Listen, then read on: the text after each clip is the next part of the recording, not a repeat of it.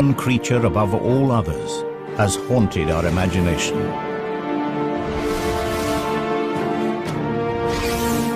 On land and in the air, the dragon has left its mark in the folklore of our ancestors.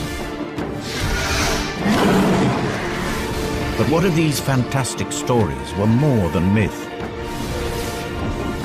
What if the legends were true?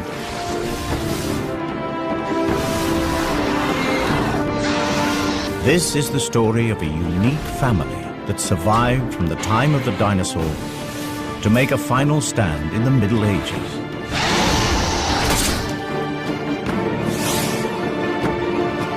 A scientific exploration of a remarkable species.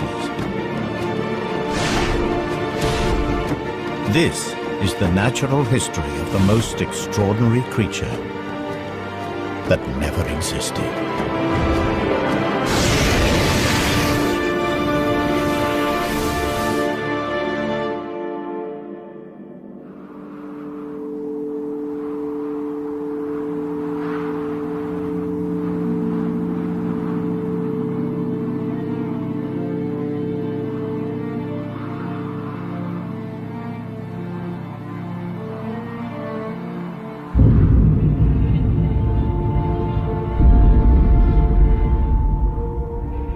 The Cretaceous period, a time when the world was ruled by the most fearsome predator that ever walked the earth. Tyrannosaurus Rex.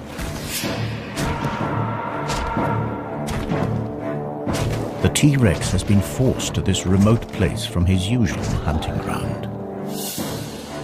Something has been raiding his territory, and food has become scarce. He hasn't eaten for days.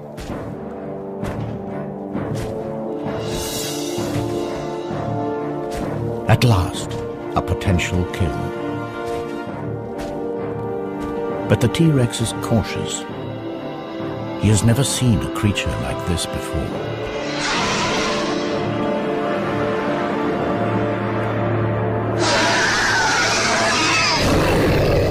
Hunger drives him on. The T-Rex has a clear weight advantage. So his prey bluffs, extends its wings to give the illusion that it is much larger than it really is.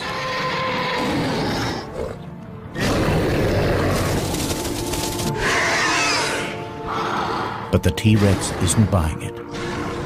So the creature tries a different tack.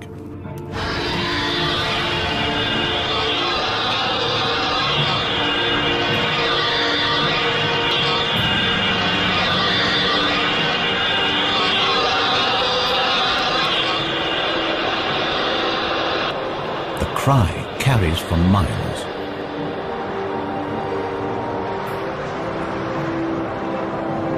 To this predator's sensitive ears, the sound is incredibly painful. But the T-Rex is still not deterred. And up here, there's nowhere to hide. But it is the T-Rex, not his prey, that is fatally exposed. They are not alone.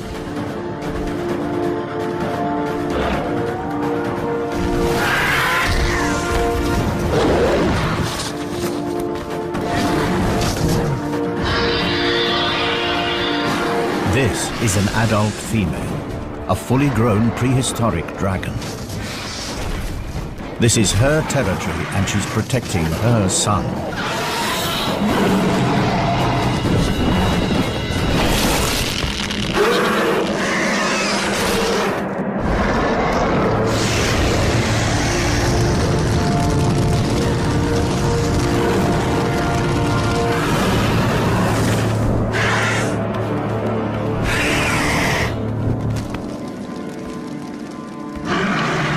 The Tyrannosaurus will not last the night.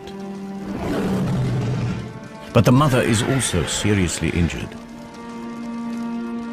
With a broken wing, she can no longer hunt to feed herself or her offspring.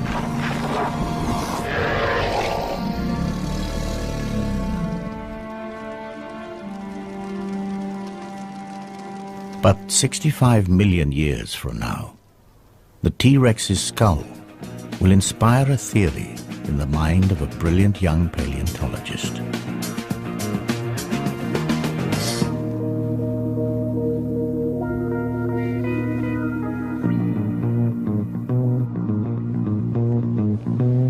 This is one of only 3 intact T-Rex skulls that have ever been found. It all started 5 years ago when I discovered this complete T-Rex in Montana. It was big news. Dr. Jack Tanner, paleontologist, an overnight celebrity. But then I blew it. I proposed the existence of an impossible creature. You see, my T-Rex skull was damaged in a very specific way. To me, the injuries were evidence of an attack by a predator unlike anything known to science. The evidence was undeniable. So I tried to get others to see things my way. The nature of these marks suggests that this skull was punctured by 3 sharp objects in an arc.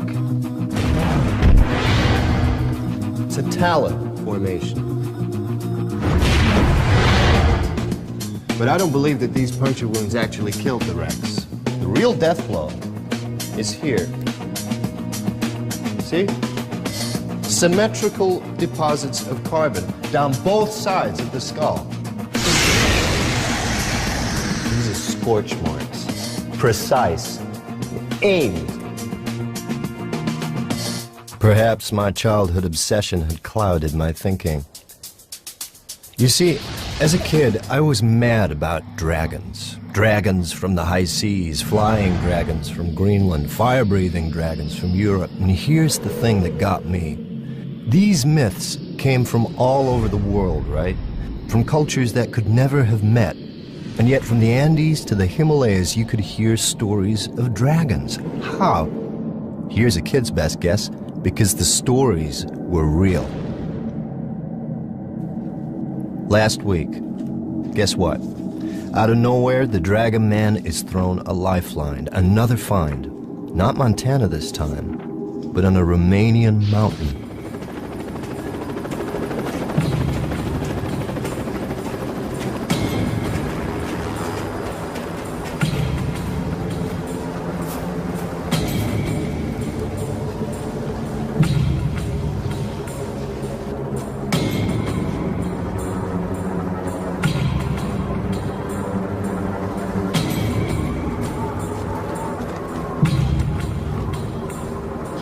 Extreme skiers had fallen into a network of ice caves. They found something horrific.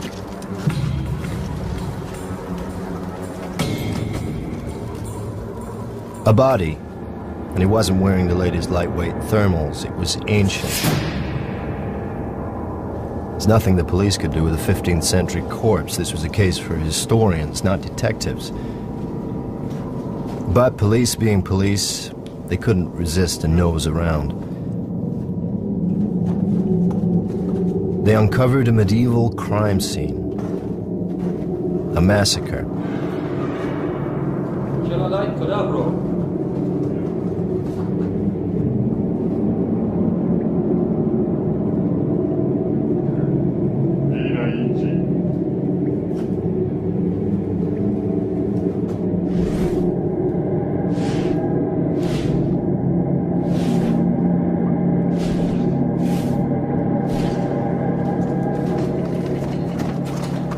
They moved deeper into the cave and soon wished they hadn't.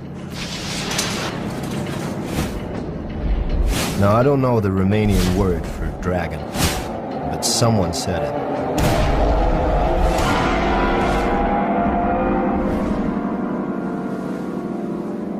So the Romanians contact the museum in London. Is this thing a hoax or what? Now, the museum, they're ready to pass. They have an international reputation to maintain. I get to hear about it and figure I'm the perfect solution. The man with no reputation to lose.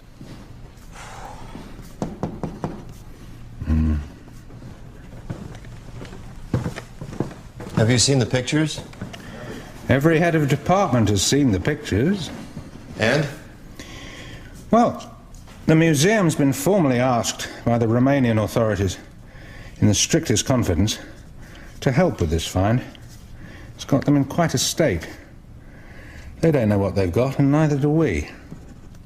Can I go? On the museum's behalf?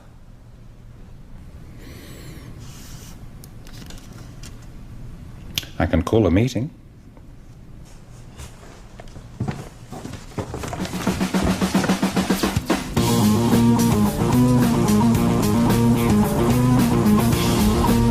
So here I am, with two of the museum's rising stars who see me as a bad career move. We've got strict orders. If this thing's of any interest, get it shipped back to London. If it's a hoax, make our excuses and leave. If news gets out, I'm the fall guy. Either way, I lose. Unless, by one chance in a million, it's not a hoax. Maybe then I get my reputation back.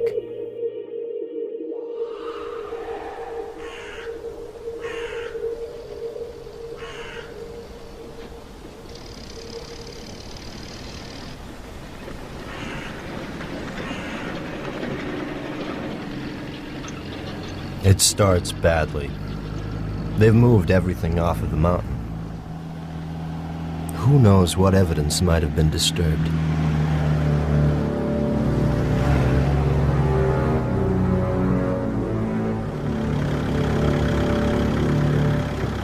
So we're in the backwoods, at a makeshift mortuary in an overgrown shed.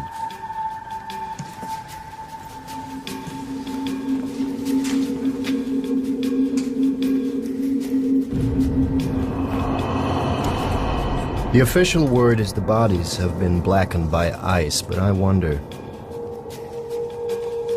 Ask me, I'd say they have a different story to tell.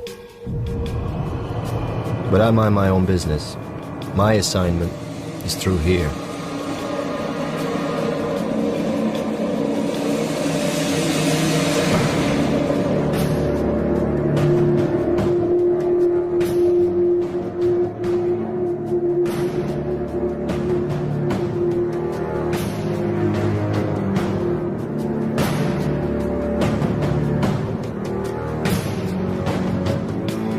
Nobody said anything about a whole carcass. It's massive. I can see why the Romanians were cagey. I should be too, if I had any sense.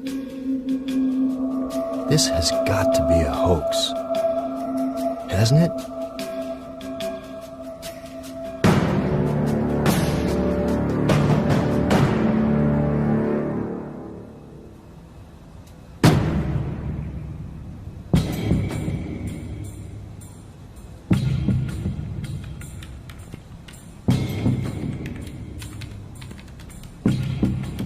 Okay, so let's get this over with.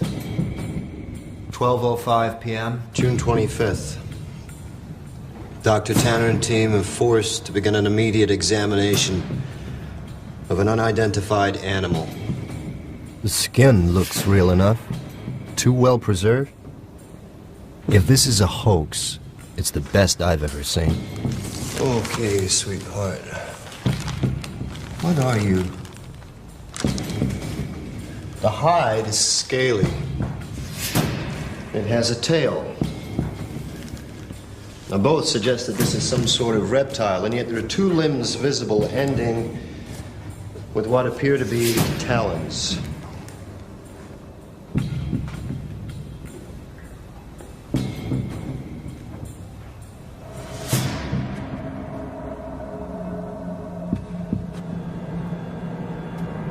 Now, these are general characteristics.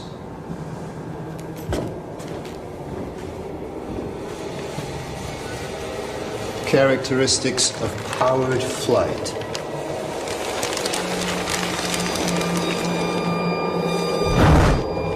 Could this thing really fly?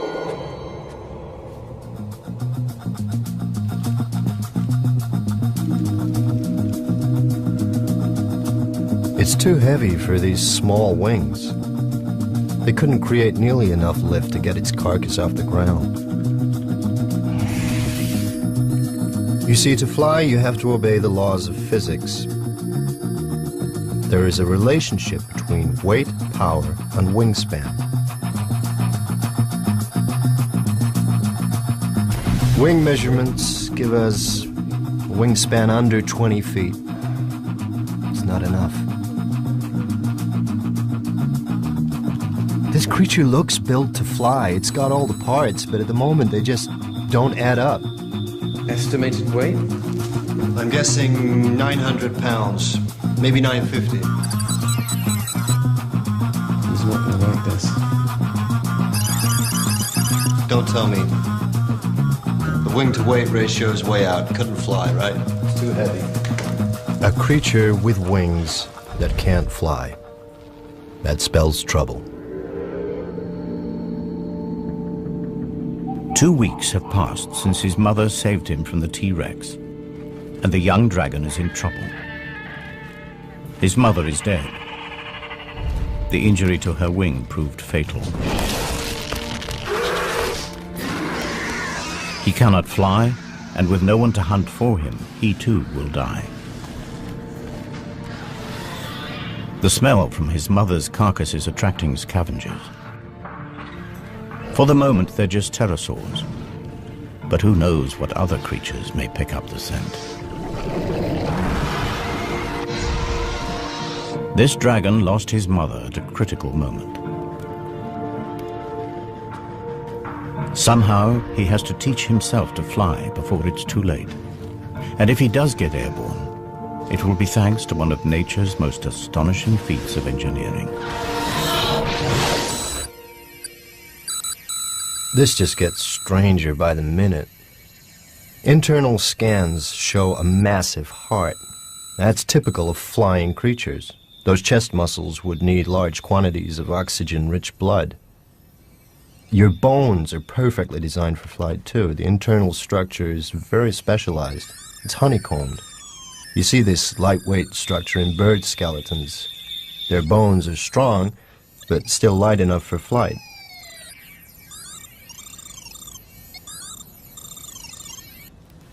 But you're still too heavy for those wings. Come on, what's your secret? Any good news? There's something unusual inside the chest cavity. What are these? The image is too fuzzy. We don't have time to speculate. I'm going inside.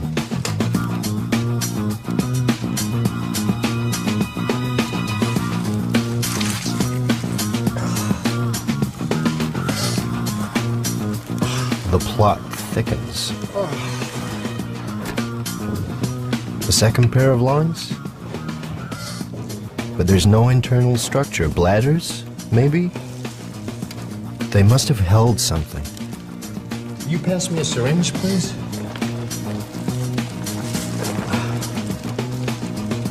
Thank you.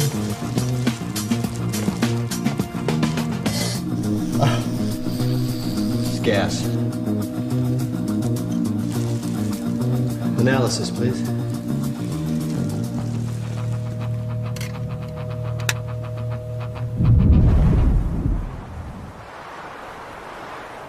Unable to hunt, the young dragon exploits the only food available to him. His mother's meat will keep him alive for a few days. But if he can't fly, he can't hunt. His future looks bleak. Yet, even in death, his mother may still help him. In their gut, all creatures contain bacteria that help them to break down food. And as they do this, they release gas. But the bacteria inside dragons are unique, and the gas they produce is special. It is channeled into 2 storage chambers, the dragon's flight bladders.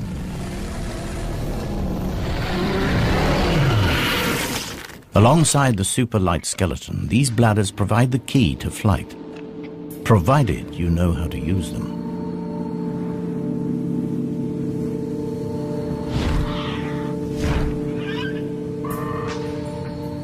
this young dragon will have to learn fast. The scent of his decomposing mother has attracted the most dangerous creature imaginable. An aging male dragon.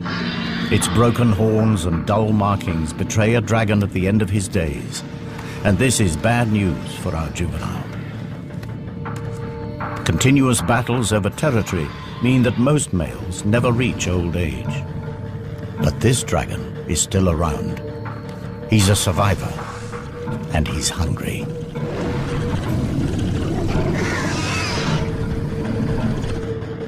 The youngster senses that given the choice, he'd prefer fresh meat. And this time, his mother isn't there to save him. His only hope is to take to the air.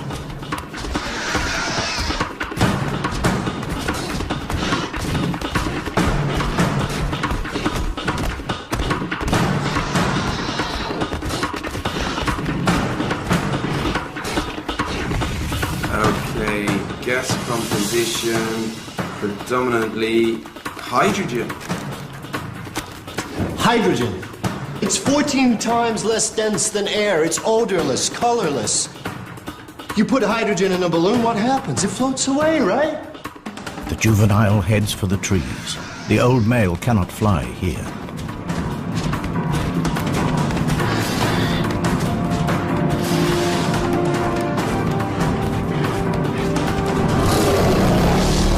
Inside, the young dragon's body is working overtime. Heart beating, muscles pumping, and hydrogen is collecting at a phenomenal rate.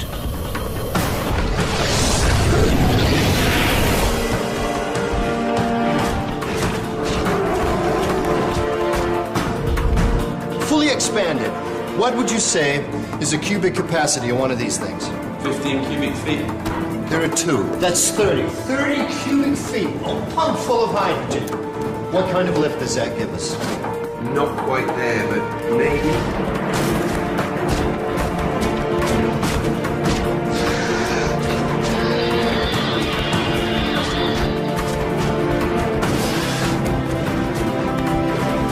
The youngster's flight bladders are now full, but crucially, so is his stomach.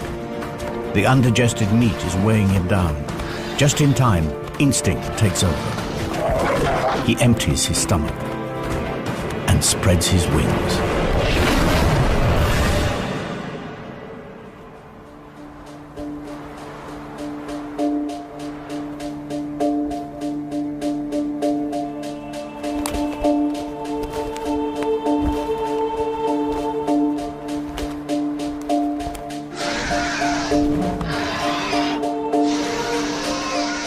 Exhausted, the old male abandons the chase.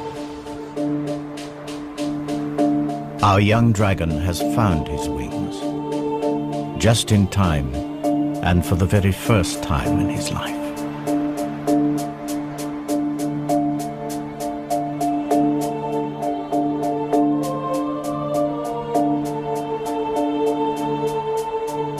Analysis suggests, it's to be confirmed, that maybe, just maybe, this creature could fly. This is no hoax. This thing is for real. A gigantic flying lizard. Too much to expect that you could breathe fire, too. If it's interesting, bring it back to the museum. That was the plan. Well, it's interesting, all right. But let's see what else we can find out before we have to leave. Okay. Time to put our heads into the lion's mouth.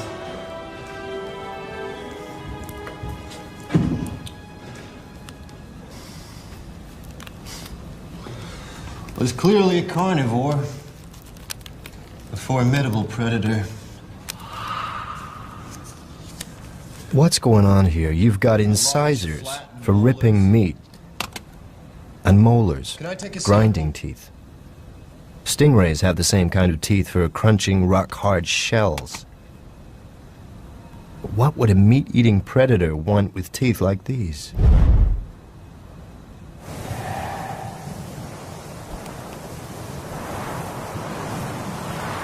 Several years have passed. and our juvenile is now a young adult. But he is homeless. Without territory, he will never have a regular supply of food, and he will never mate. But his time has come. In the past, he has strayed accidentally inside the territory of dominant males. Today, there is no mistake. It is a daring act. Half of all young males are killed in territorial battles. The dull coat of adolescence has transformed into a vibrant display designed to intimidate rival males.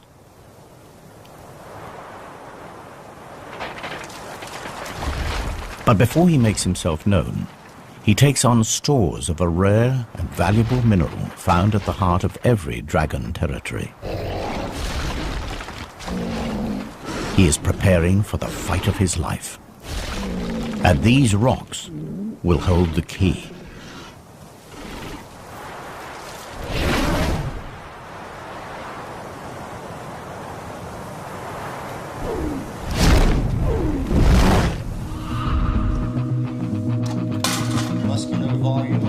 The inner surface of the mouth is incredible. It's almost armor-plated. Now this is something I've definitely seen before. A fleshy valve at the back of the throat.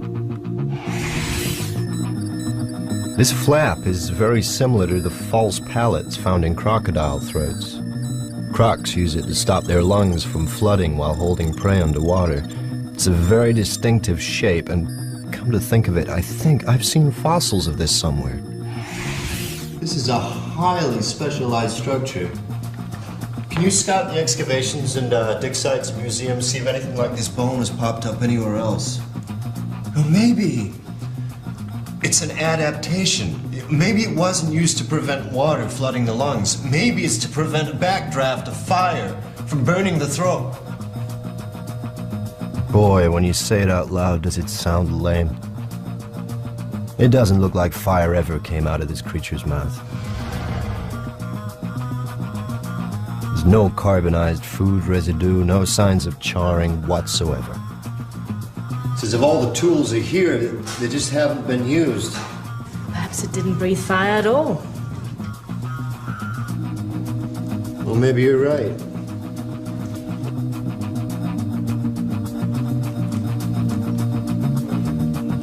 Let's take a step back. Nature isn't constrained by our lack of imagination. Think about it. The natural world is full of bizarre creatures that have the most extraordinary weapons, tongues like spears, colors that change, and shapes. Lassos even, but a creature that breathes fire? Bear with me.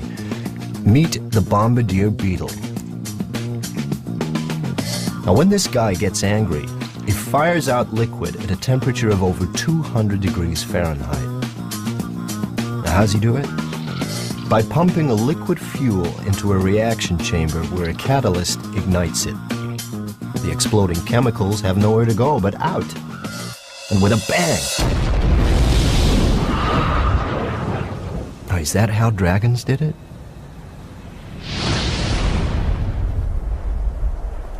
In the heart of his territory, the resident dragon, the alpha male, blasts a warning into the air. It signals that he is fit, healthy, and confident enough to waste precious fire on a display. The message is not lost on our young challenger.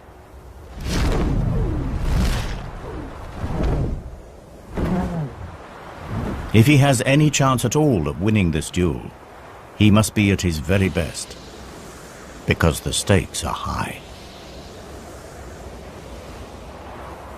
With territory comes not only a guaranteed supply of food, but the one thing every young male needs if he is to leave his mark on the next generation: females.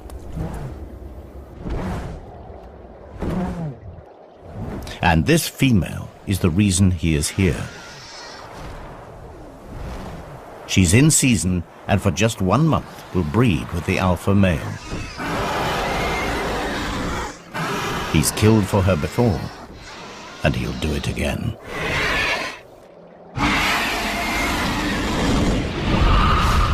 Okay. Back to basics. What do we need to produce fire? We need fuel, and we need something to light it with, an ignition system. We need a light, combustible material. Like gas?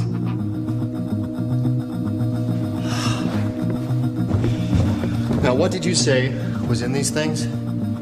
Hydrogen and methane? How could I have been so stupid? I need a light.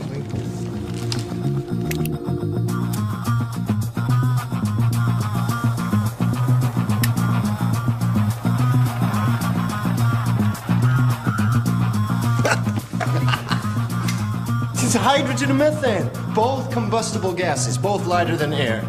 These sacks double up as buoyancy aids and fuel stores. Evolution at its most economical. So far, so good. But how did you ignite it? Can I take a sample, please?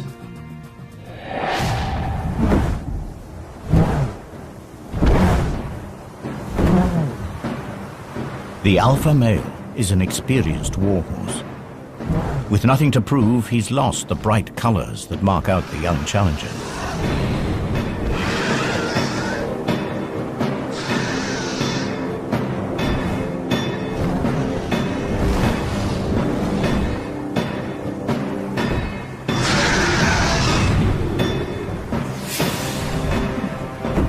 Experience tells immediately. The alpha male catches our youngster with his first strike. Instinctively, the young dragon heads for cover. The cold, damp clouds will also dull the pain. But the alpha male is not without his problems. These dogfights are calculated affairs. The hydrogen in his fuel tanks also has to keep him airborne. Every blast of flame reduces his mobility.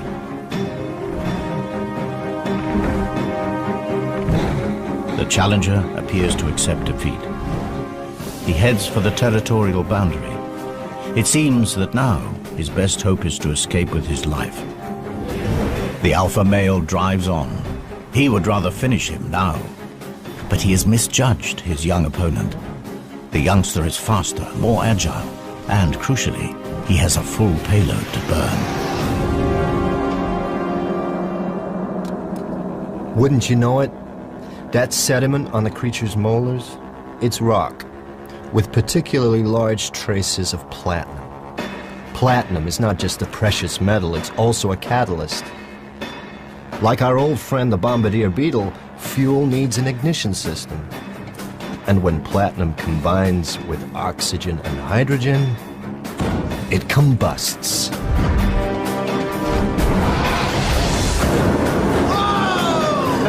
It produces fire.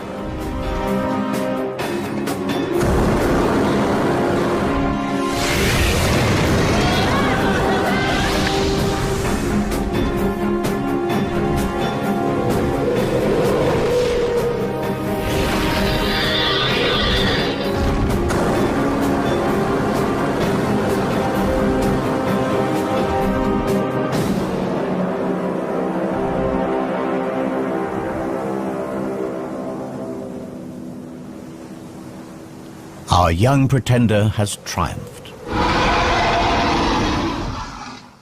The female prepares to accept her new dragon overlord. All his life, he's fought the odds, and at last, he's made it. My theory was right after all, and you're the proof. You could fly, you could breathe fire. 65 million years ago, one of your ancestors killed my T-Rex. So how did your ancestors survive when the dinosaurs didn't? The natural history of our planet tells me that it simply couldn't have happened. 65 million years ago, at the peak of our dragon's success, a curtain comes crashing down on the Cretaceous period.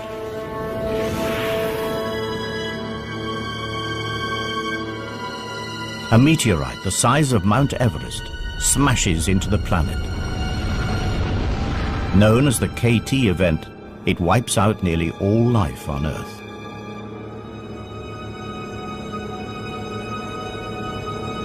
But somehow your species did survive. How?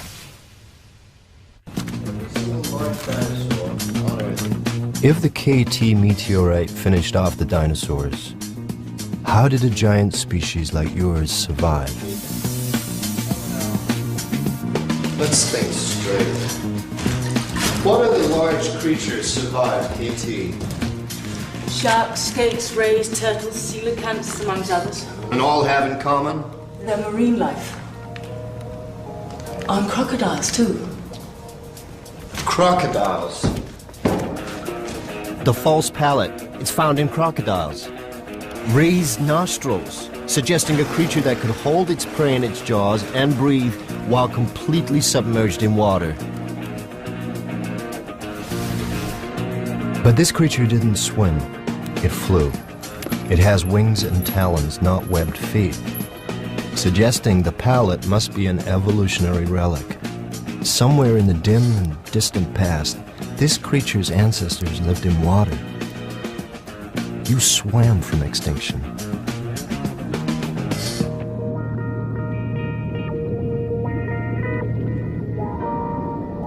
Water did indeed provide dragons with the escape route from one of the deadliest events in the Earth's history. But not the prehistoric dragon. The land-living dragon was indeed wiped out. But it was not alone. The dragon family had another branch. At the time of the KT catastrophe, the prehistoric dragon had a cousin, the marine dragon. Both species were descended from a common ancestor, but they followed very different evolutionary paths. The marine dragon lived in the sea, and life in the sea was less affected by the KT event.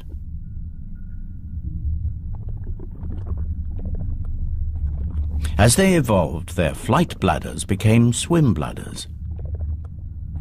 Their large wings reduced to become fins, and their powerful tails became rudders. Marine dragons thrived.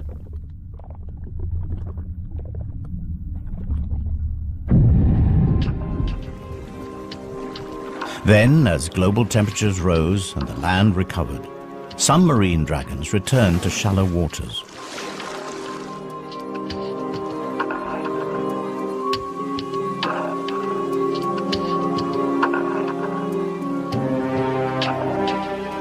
Through estuaries and rivers, they eventually made their first tentative steps back onto land.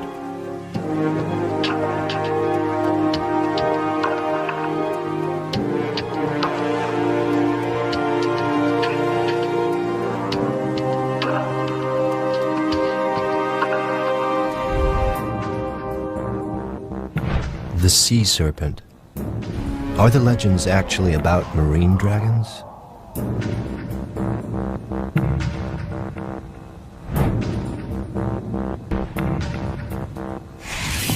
That false pallet, guess what?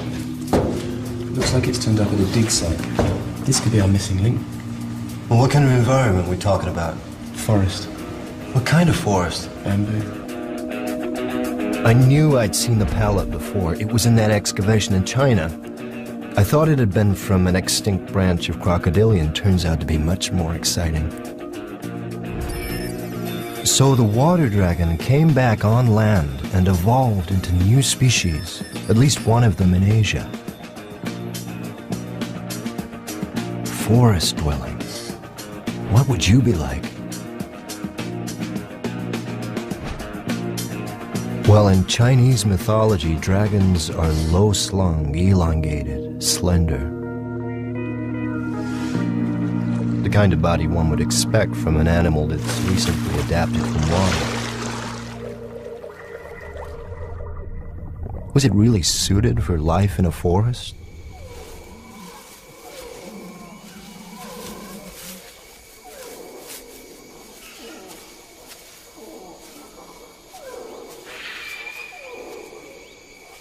The dragons that return to land discover that the prehistoric world has changed.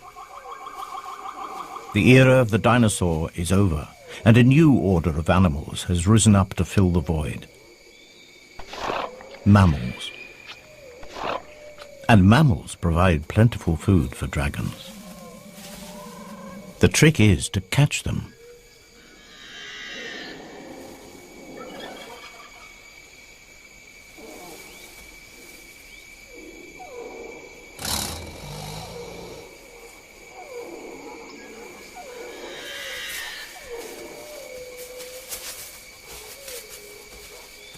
The superb camouflage and silent movement has made this dragon all but invisible in the bamboo forest. The wings on this dragon are too small for flight, but the flight bladders provide gentle lift and allow her to glide silently across the forest floor.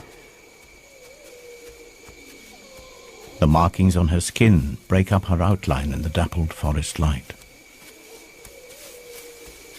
And to be sure, this massive relic from the age of the dinosaur has had to develop new tricks. Hunting mammals in this compact environment requires tremendous guile. Small, fast, and agile, mammals have incredibly acute hearing and smell. Alerted, they can disappear in an instant. Positioning herself downwind from her prey, she lies in wait and listens intently.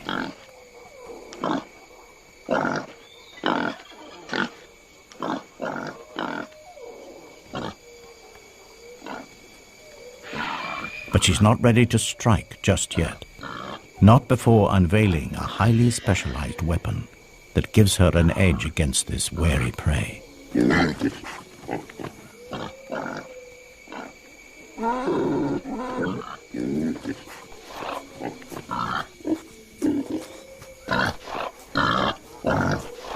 The forest dragon has developed a remarkable behavioral strategy.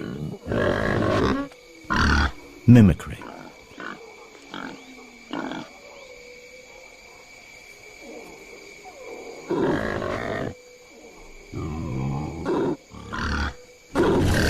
By carefully controlling the flow of gases from her flight bladder, she manipulates her voice and entices her prey.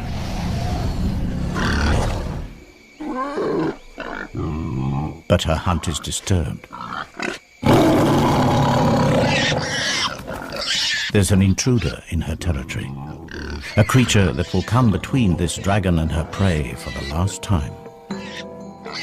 It's not just the invasion of her territory that riles her, or the loss of the odd meal. This animal is a real and emerging threat to her very survival.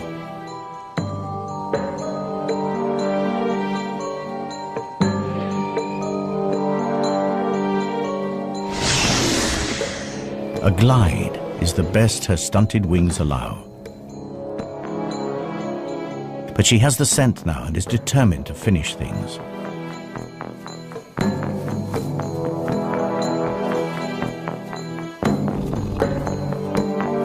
Smaller and more mobile in the forest undergrowth, the new mammalian predators are proving to be accomplished hunters.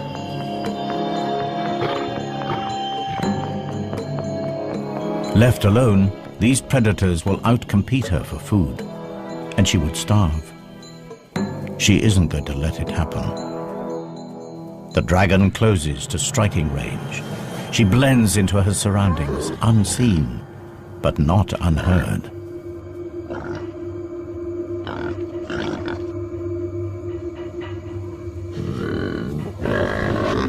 The sound is not a warning to go away, but an invitation to come closer. The tiger senses a meal.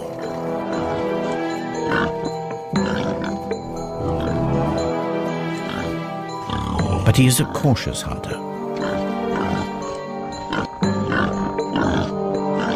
The dragon tries a subtle change of pitch. The prey sounds distressed. An injury, perhaps?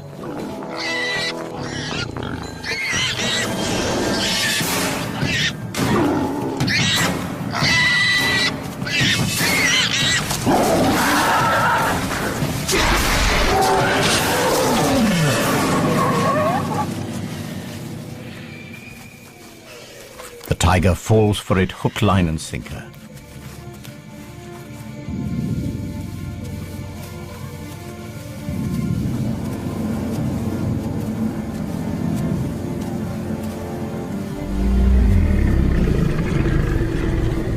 One less rival, one more meal.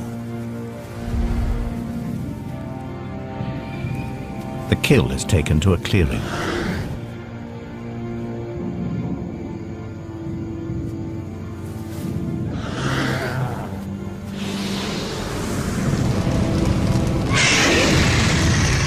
The forest dragon has adapted its ancient weapon into a culinary tool. Cooked meat is far more easily digested. But the flames draw another mammal near. A species that will prove a far greater threat to her survival.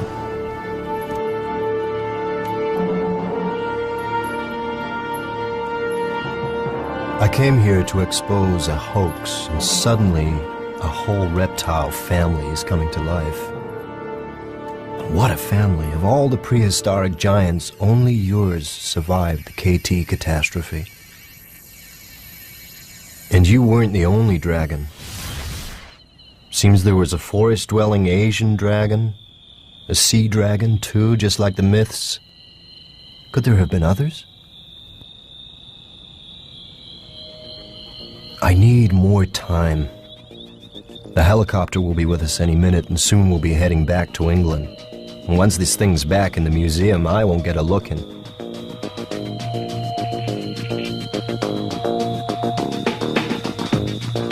Until then, we'll keep scanning.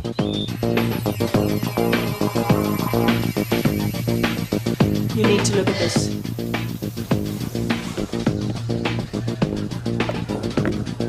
I've just noticed these fragments here. What are they? Crushed ribs? No, the rib cage is totally intact. But they're bone fragments, right? What are they?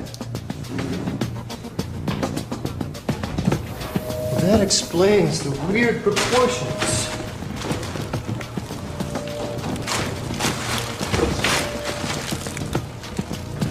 Of course. It's got 4 legs. And 2 wings. 6 limbs. No vertebrate that ever lived has 6 limbs.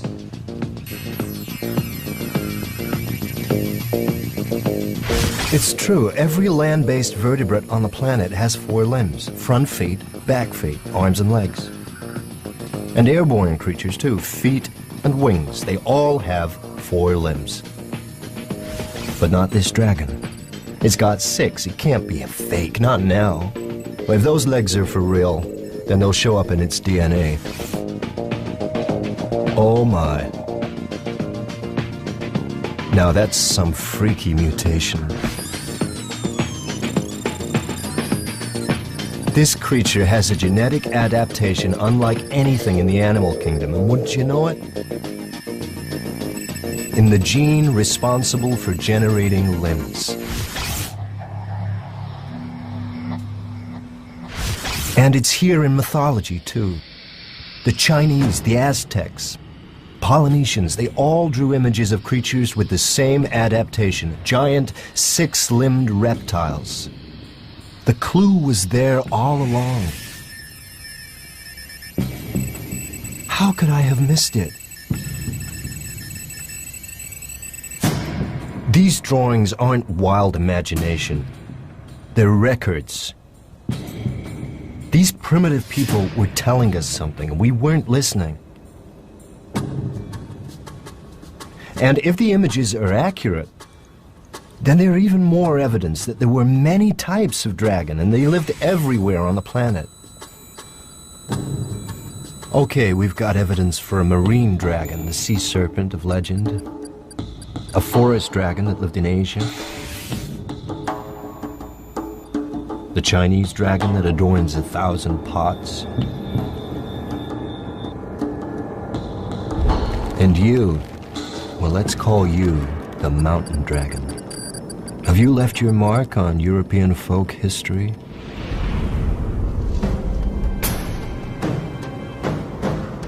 Romania, dragon iconography. Here you are, recorded in stained glass. The locals called you the devil from the mountains. And the legend conforms pretty much to type, terrorizing local folk, raiding livestock, breathing fire, a monumental battle to the death. Is this a 15th century photograph of you?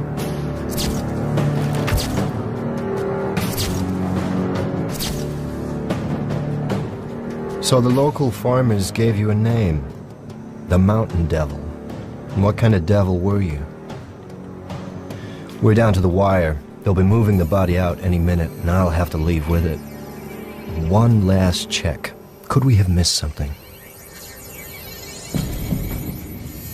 What's that in the heart? That's something embedded in the right atrium. That's not organic matter.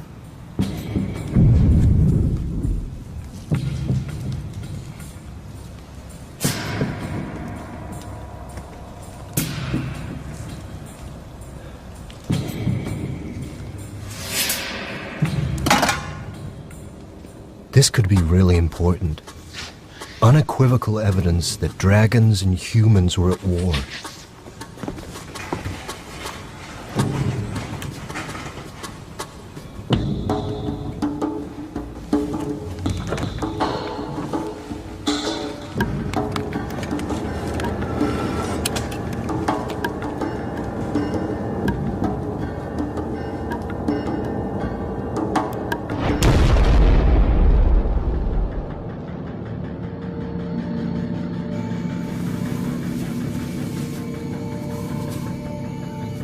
Throughout the age of mammals, dragons survived.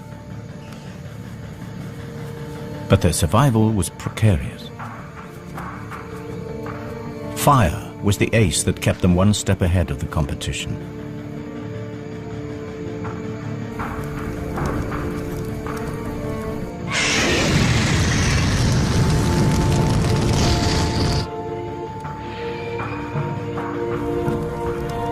But in time, a new mammal emerged. Small, vulnerable, but supremely intelligent.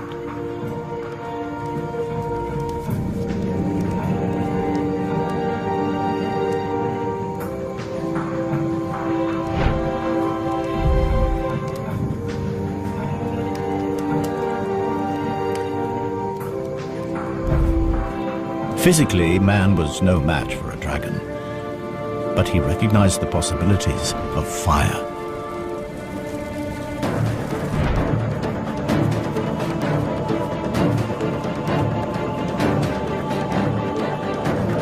With fire, mankind could clear forests for farmland, mold metal into savage weapons. In the evolutionary blink of an eye, mankind was pushing the most deadly predator in the natural history of our planet to the verge of extinction. They had turned the dragon's most potent weapon against them.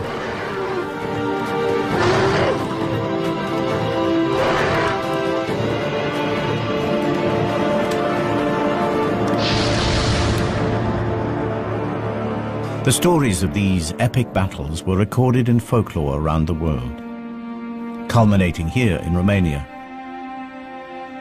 A dark story passed down through generations. The story of a demon on a mountaintop, and of nights drawn into the mist, never to be seen again. Until now.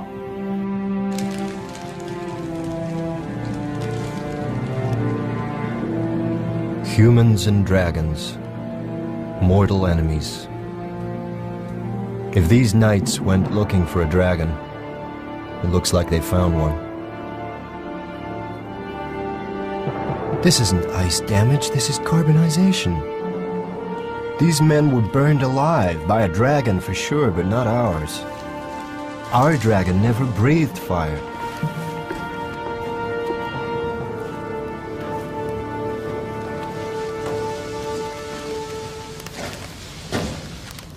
We haven't finished yet. Yes, we have. Look. Look. Carbon. I found it on one of those bodies out there. Those bodies have been scorched.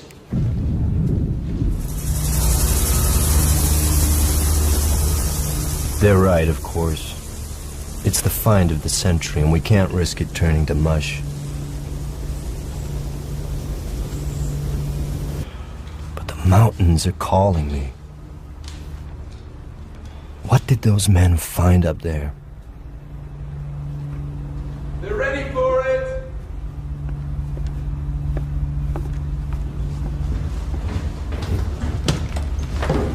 This section here. Am I misreading this? Is this a reproductive system? These are oviducts, right? Small ovaries. The female. Yet there's no evidence of follicular activity. The reproductive tract is immature. It's a juvenile. It's a baby. That clinched it. The creature in the autopsy room was a baby.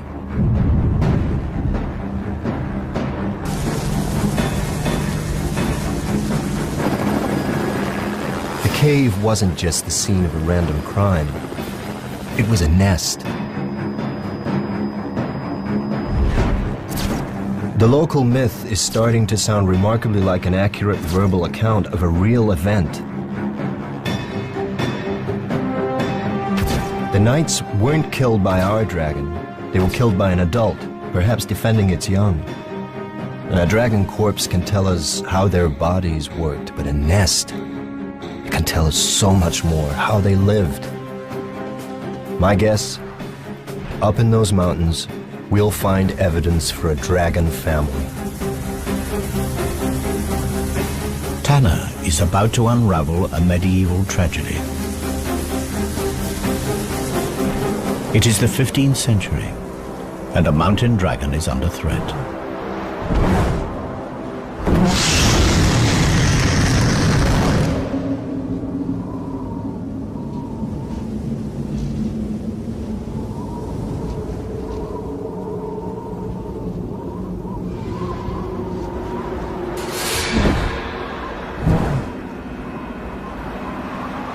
The distant ancestors of this female mountain dragon fed on the wild herds that roamed the vast Asian grasslands.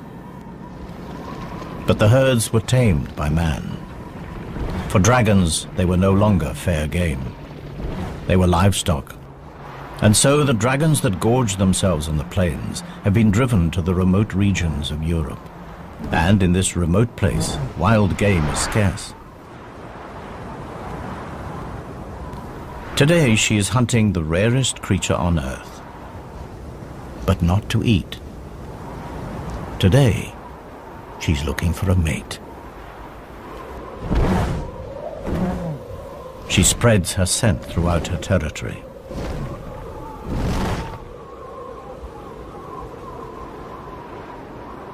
Strong winds carry the pheromones south.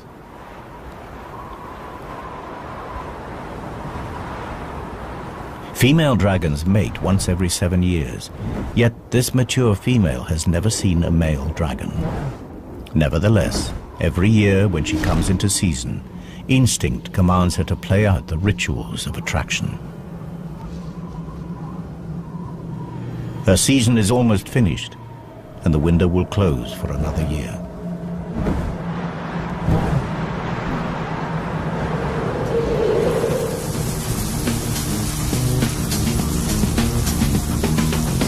Another change of plan. Something interesting about a half-mile below the cave.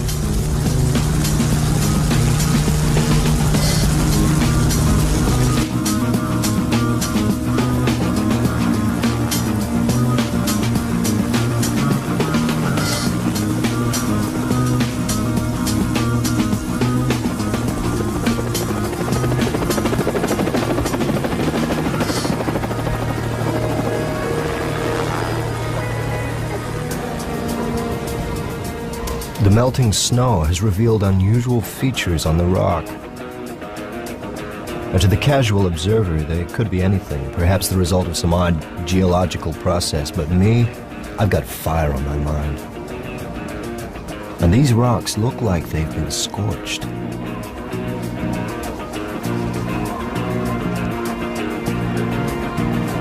No, don't worry about samples. I need you to follow this line and look for more burn marks. And tread carefully, watch for hidden crevasses. Okay, approximately 2 hours due south from the drop-off point, heading towards the scene of death. Can you take a GPS reference? Okay. Evidence of discoloration of the rock. Seems to have been subjected to a blast of intense heat. It's literally scarred the rock. These rocks have been burned to melting point in symmetrical lines. The dimensions are frightening. Lightning couldn't do this. Forest fire? It's not likely. We're halfway up a mountain at the edge of a glacier. The lair is nearby. Was there some kind of fight?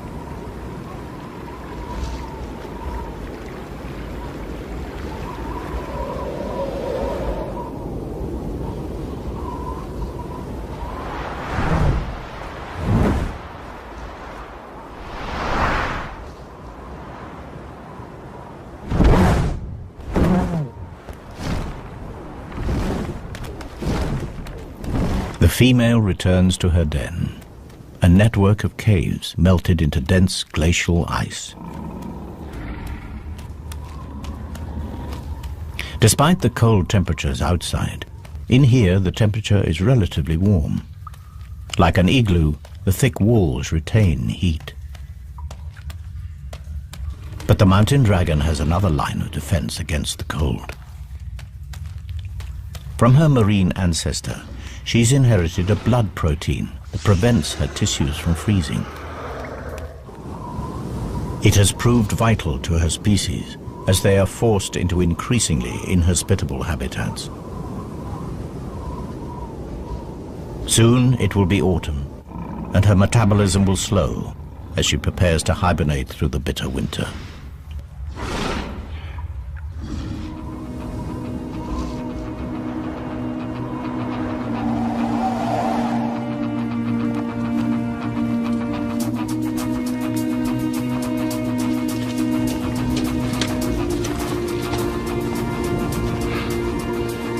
This is it.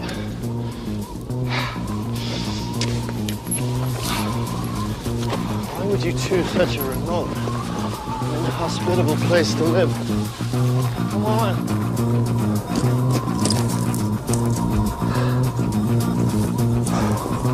Well, the police have done their job. Now it's our turn. Set up ultrasonic mapping and grid digital tiles of all the surfaces. We need to get a clear picture of what this place looked like 600 years ago. Can you begin excavation of the floor and the walls? Any extra forensics that we may have missed that may give us some clues as to the nature of the creature? I'm on it.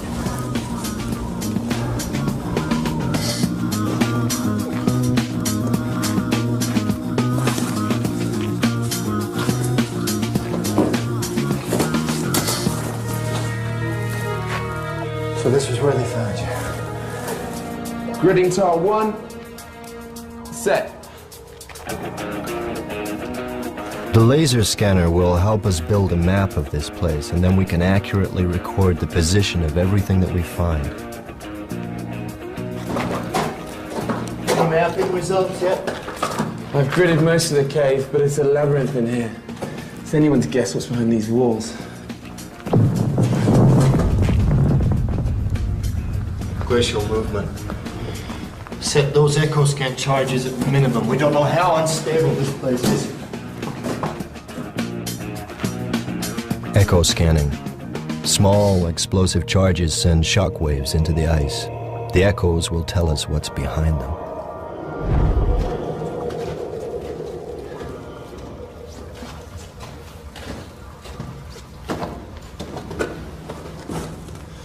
What is it?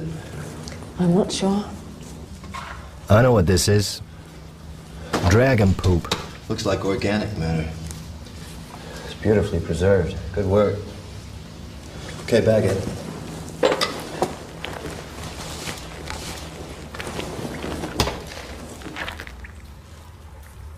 Sorry. Evidence of bone shards. And look, these look like fruit stones. Date stone? Not many date palm trees in the Carpathians 600 years ago. It's possible that she strayed, but it's more likely that this is the feces of another. And so the next question, why would you travel such an immense distance across the continents and the climates? What could possibly attract you to this place? Whatever dumped this had its last meal in a much warmer place. Somewhere a long way from here.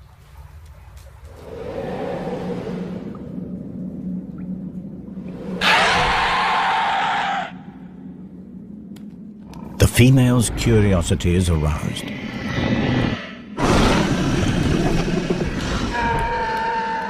It is a sound she has never heard before, yet somehow it seems eerily familiar.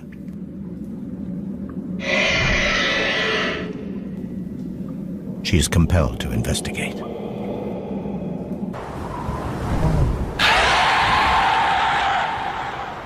Against all odds, a male mountain dragon has picked up our female's scent. He's a nomadic dragon from the Atlas Mountains of North Africa. His search for a mate has brought him across southern Europe to the Carpathian Mountains. Now he has found her, instinct takes over. And they do what their kind has done for thousands of years.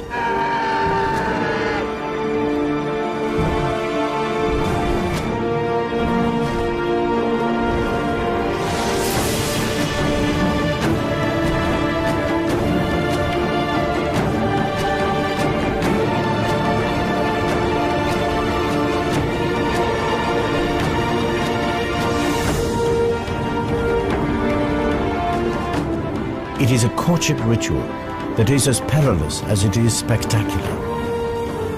At the height of her climb, they lock talons and drop in a dazzling free fall. It is the ultimate test of faith.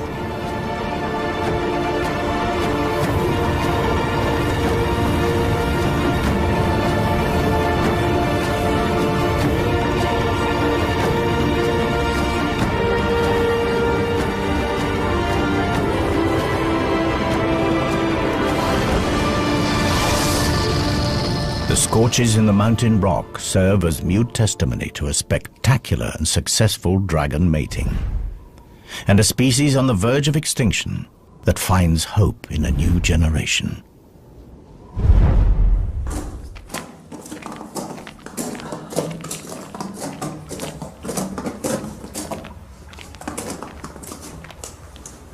What is that?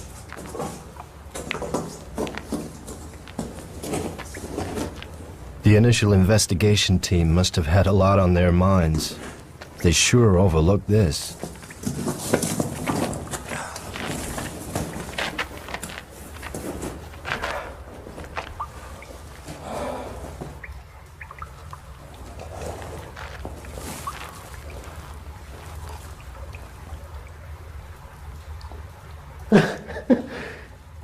It's a nest.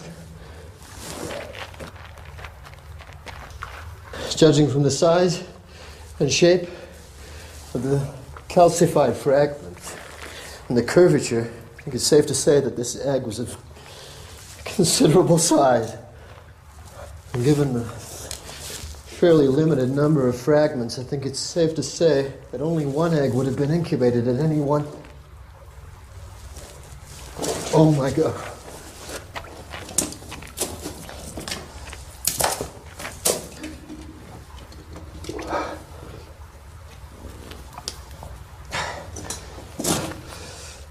Two eggs in a clutch, but only one of them made it.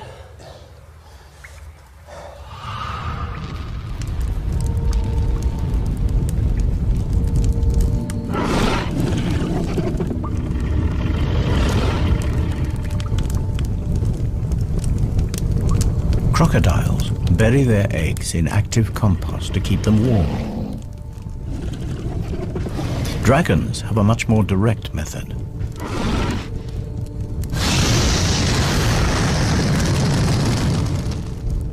The eggshells have heat-resistant properties that can withstand intense temperatures.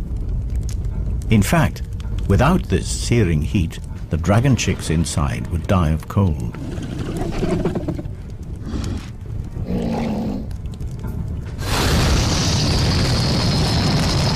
The rocks shield the eggs from the direct blast, but they also retain heat, releasing it over a long period and keeping the temperatures inside the nest stable.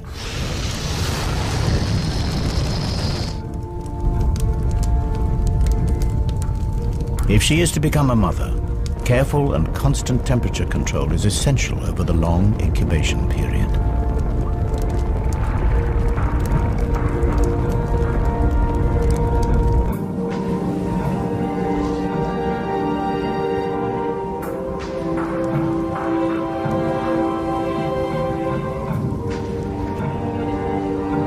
Her mate returns from hunting. He has been unsuccessful again.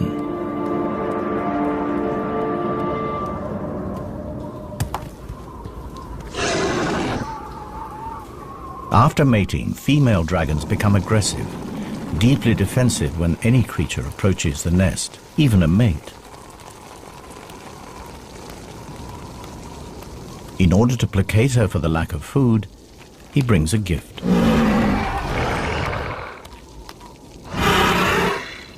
Another rock for the nest.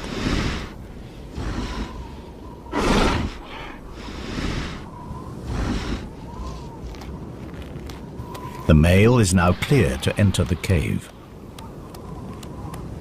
The female will take her turn to hunt.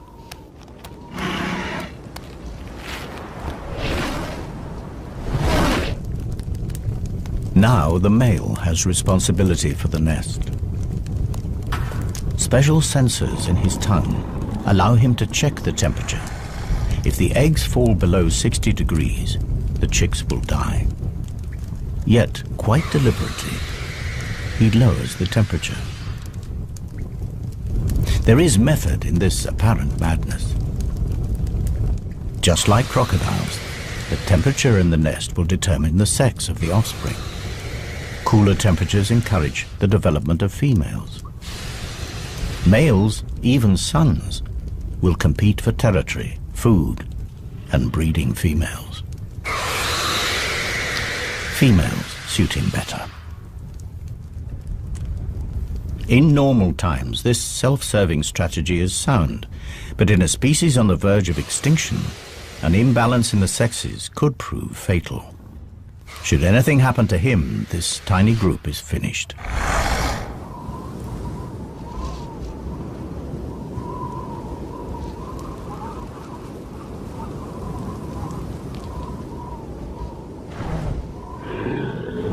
The female returns empty-handed from another hunt. The male is not at his post.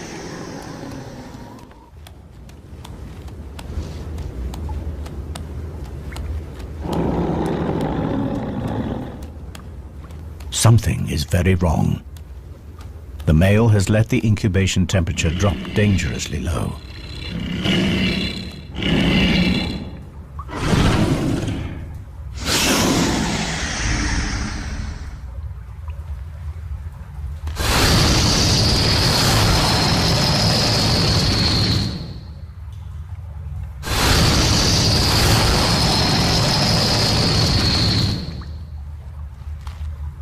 It is already too late for one of her chicks, but one might survive.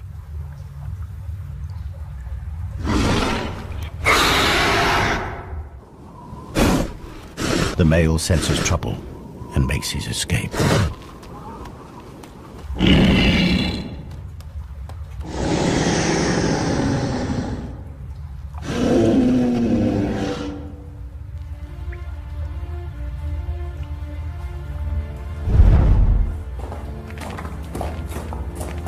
The cave continues to yield up its secrets at a fantastic rate. Bones from a domesticated sheep. You were preying on local livestock.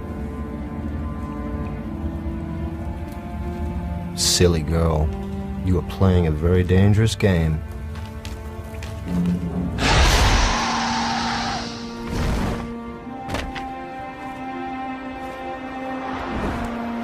The female has taken to raiding livestock for food. She has good reason.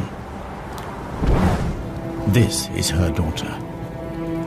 And her survival is the most important thing now. But by stealing from farms, she risks provoking the locals and placing her daughter in danger.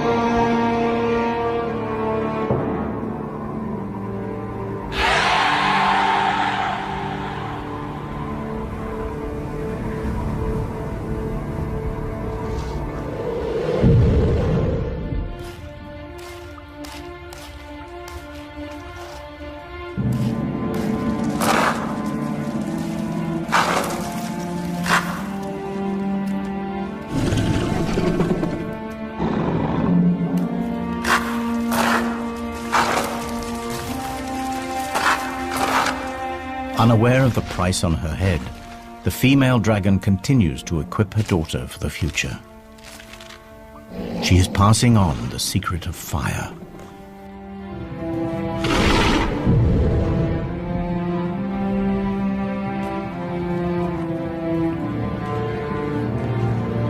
These marks could have been made yesterday. They were after something in the rock. We'll need tests, but my guess is that we'll find platinum.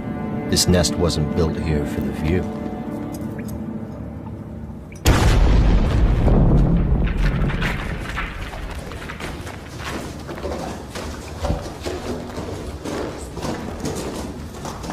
I've got the results through.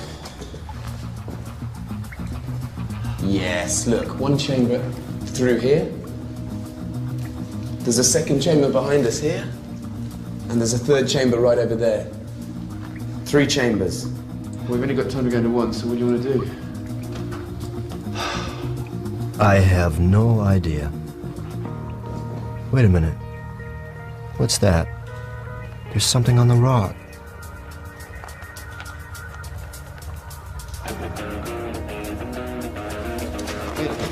Stand here. Stand here. Put your arm, this arm. Stay there. Just don't move.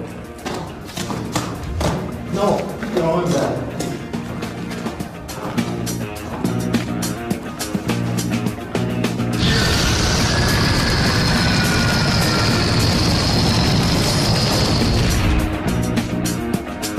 Whatever created that blast mark came from behind this wall.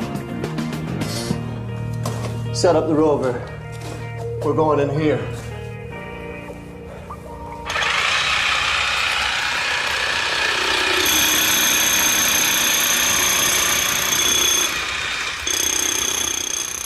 The ROV, Remote Operated Vehicle. One of the latest additions to the paleontologist arsenal. The small camera can scoot through the tightest holes to send back pictures.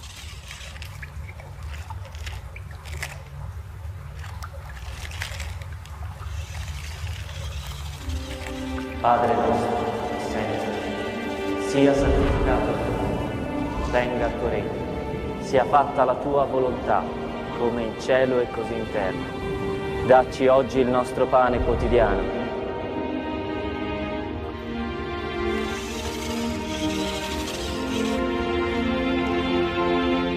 E rimetti a noi le nostre debiti, le nostre colpe, come noi le rimettiamo ai nostri debitori.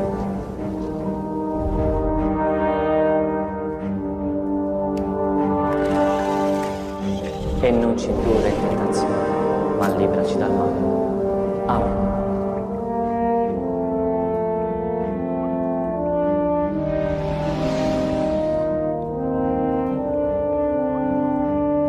We gotta get in there.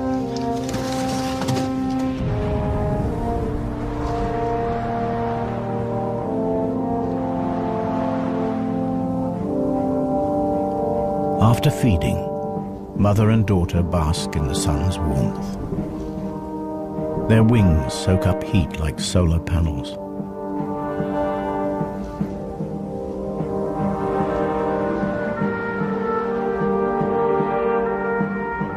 In a rare moment of intimacy, they lie together and share body warmth. Soon the mother will have to hunt, and her daughter will be left unguarded.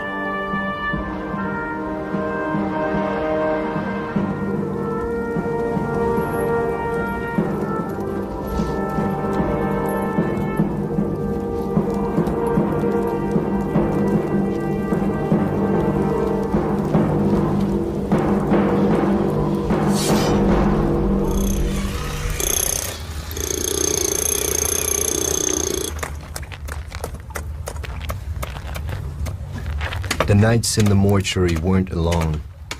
This place is looking more like a war zone. The question is, whatever killed them, is it still in there?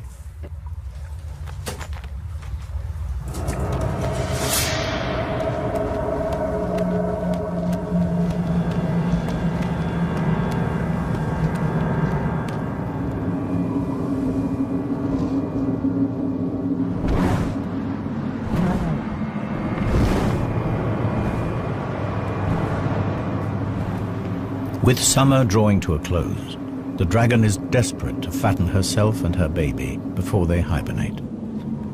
And in her desperation, she has all but cleared the local farms of livestock.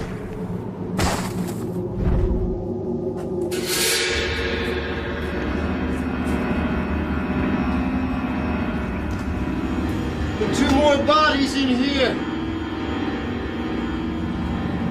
There doesn't appear to be any evidence of scorching.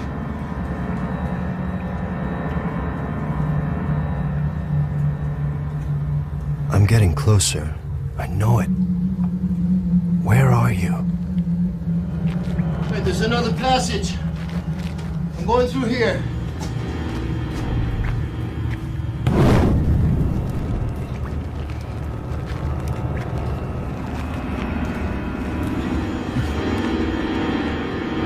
Once man and dragon lived side by side.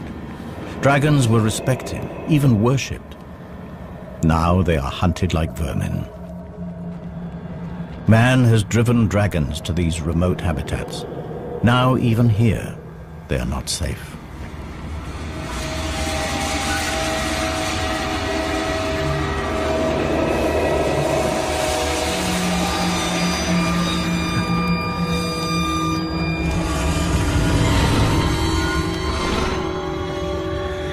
Without the ability to breathe fire, this immature youngster is vulnerable.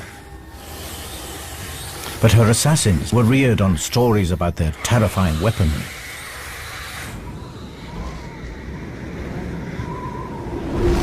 Wary of the fire-breathing devil, they are cautious. Eventually they sense that this dragon carries no threat.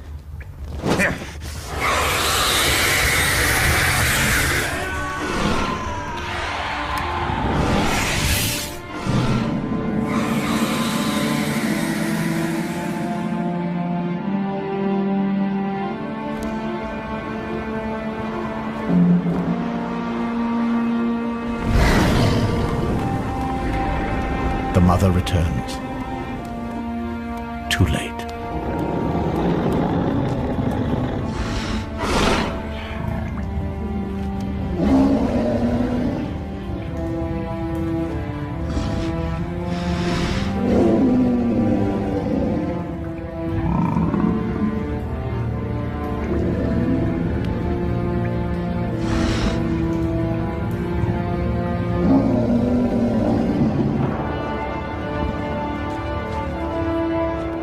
But her grieving will have to wait. She catches a scent, chilling yet familiar. In a final insult, the assassin wears the blood of her daughter as a trophy. These warriors may have survived many battles, but nothing can prepare them for the fury. They are about to reap the whirlwind.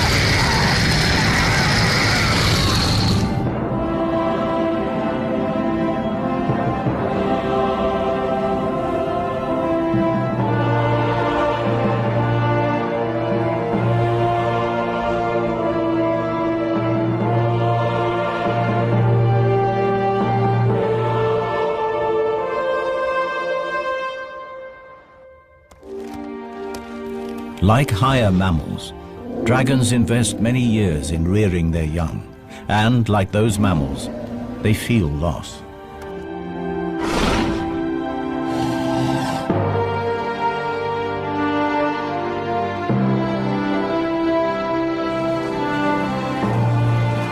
But the trauma of her daughter's death has brought the female dragon into season. She may still be mourning, but her body knows that to survive, she must mate again.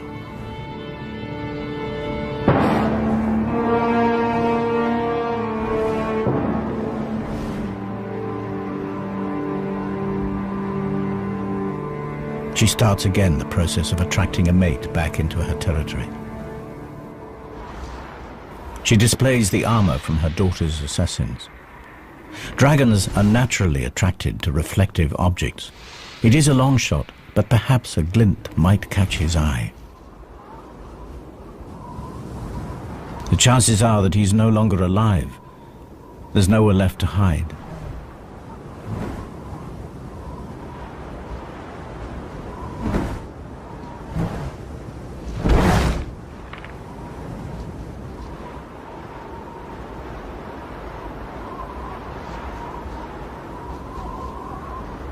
As winter draws in, hibernation beckons.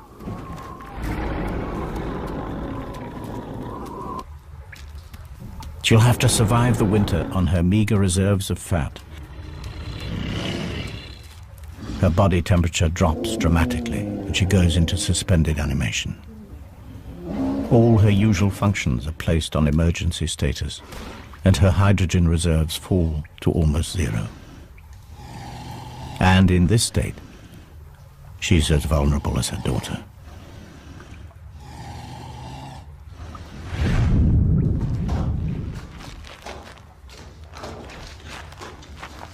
Where are you?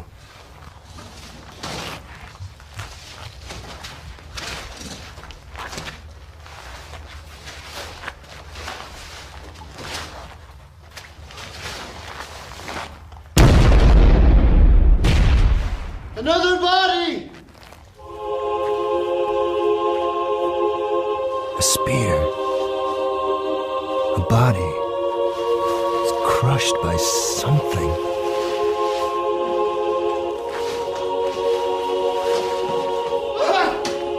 I found a wing! It shoots!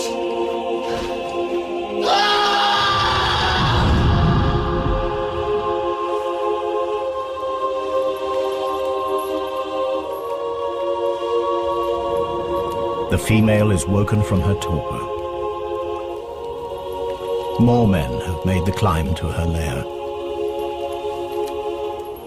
This time they are better prepared. Mercenaries paid by the local farmers to settle a score.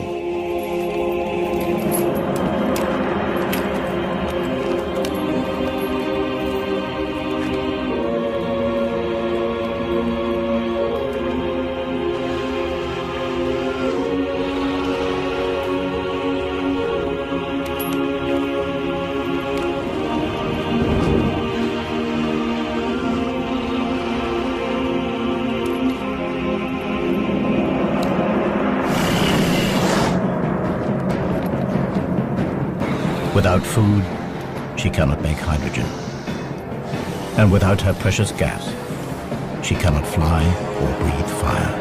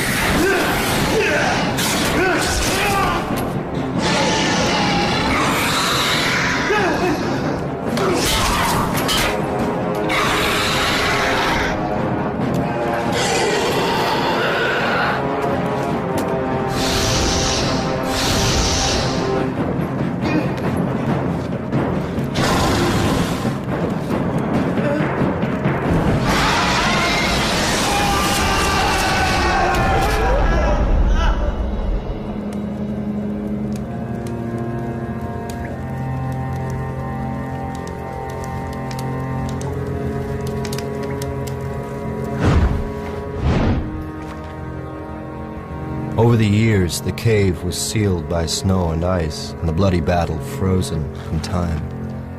The dragon faded from reality to mythology, and would have stayed that way had these two dragons not revealed their secrets to us.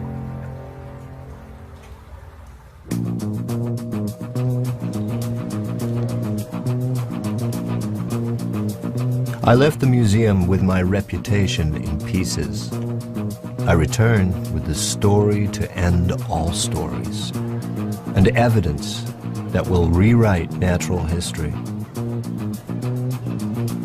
The creatures of legend were real, but the legends gave a twisted view of reality. I fill my colleagues in about the fantastic family that we have unearthed. A group of animals that lived alongside the dinosaurs, that escaped annihilation by going underwater, that re-emerged all over the globe, claiming forests and conquering mountains.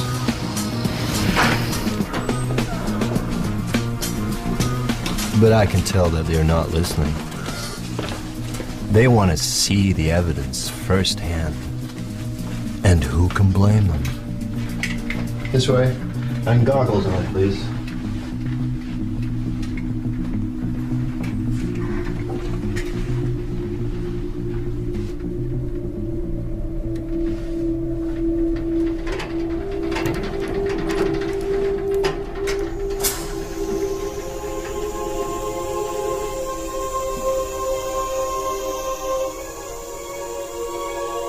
The story of life on our planet has been rewritten by a mother and her child, reunited.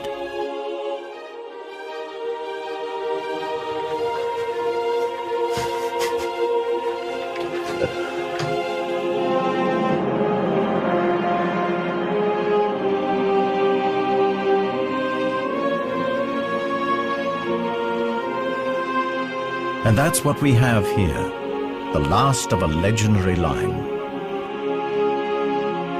Myth made real.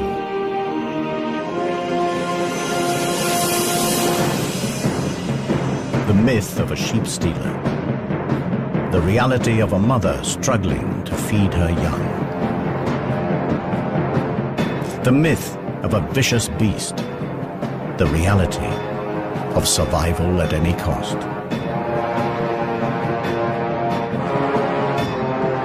The myth of knights that climbed a mountain to slay a dragon. The reality, persecution and extinction. Now every dragon myth from around the world begs the same question. Were they real too? And the most important question of them all, were these really the last dragons?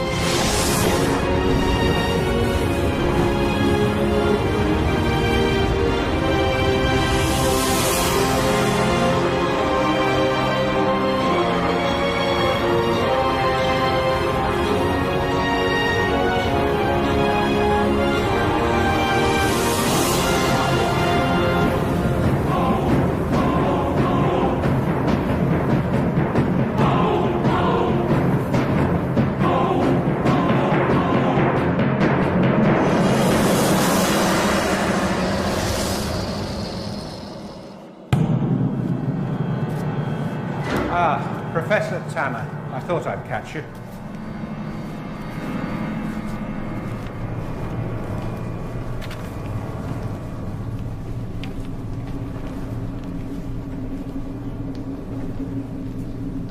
These were taken 2 months ago.